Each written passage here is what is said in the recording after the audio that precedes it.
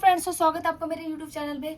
तो आज हमारा पॉलिटी सीरीज का डे 7 है। तो चलो स्टार्ट करते हैं। चार्टर एक्ट 1833, जैसे कि हमने जाना था कि जो 1813 और 1833 के बीच में कुछ चेंजेस आए थे, चेंजेस आए थे जिस वजह से हमें जो चार्टर एक्ट 1833 जो है पास करना पड़ा था। वैसे हर 20 साल बाद ये पास होता ही है। तो उन्हीं चेंजेस को ध्यान में रखते हुए चार्टर एक्ट 1833 बना था। चलो स्टार्ट करते हैं। सबसे पहली बात तो कुछ बिजनेसमैन जो थे, हमने देखा था, उन्होंने क्या था, डिमांड रखी थी कि पूरी तरीके से मोनोपोली खत्म कर दो।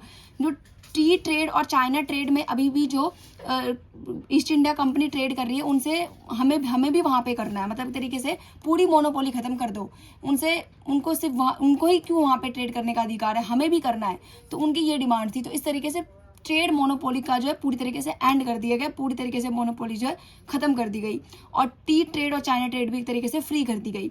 नेक्स्ट है, ईस्ट इंडिया कंपनी अब सिर्फ और सिर्फ कमर्शियल बॉडी नहीं है, वो एडमिनिस्ट्रेटिव और पॉलिटिकल बॉडी भी बन गई। ठीक है। नेक्स्ट जो देखा गया यहाँ पे जो सेंट्रलाइजेशन ऑफ पावर है, इसकी बहुत इंपॉर्टेंट बात की। जैसे हमने क्या था कि जो है इंडिया जो था एक एडमिनिस्ट्रेटिव बन गया था। तो एडमिनिस्ट्रेटिव रिफॉर्म्स बन गया था जिसमें वहाँ पे सेंट्रलाइज्ड अथॉरिटी की नीड थी। मतलब एक ही ऐसा लीडर चाहिए था जो कि पूरे इंडिया पर रूल करे, मतलब पूरे इंडिया को चलाए। ठीक है। और उसी हिसाब से जो गवर्नर, जो बंगाल के गवर्नर थे, मद्रास के गवर्नर थे, बॉम्बे के गवर्नर थे, अलग अलग अपने अपने तरीके से रूल कर रहे थे, उसको खत्म कर दिया गया। तो गवर्नर जनरल ऑफ बंगाल ना होकर अब गवर्नर जनरल ऑफ इंडिया हो गया।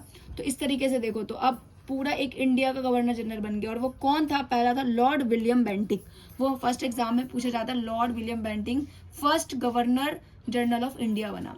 नेक्स्ट है, जो होल लेजिस्लेटिव पावर थी ना इंडिया की, वो किसको दे दी गई? गवर्नर जनरल और उसके कुछ काउंसिल्स को दे दी। उनका काम क्या था? लॉ मेकिंग करना। तो लॉ की यहाँ से मेकिंग करना स्टार्ट हुआ था। ठीक है। जो पावर थी ना बॉम्बे और मद्रास की, जैसे हम बोलते थे अलग अलग तरीके से वो करते थे, वो पूरी तरीके से खत्म कर दी गई और अब एक ही गवर्नर जनरल ऑफ इंडिया बन गया।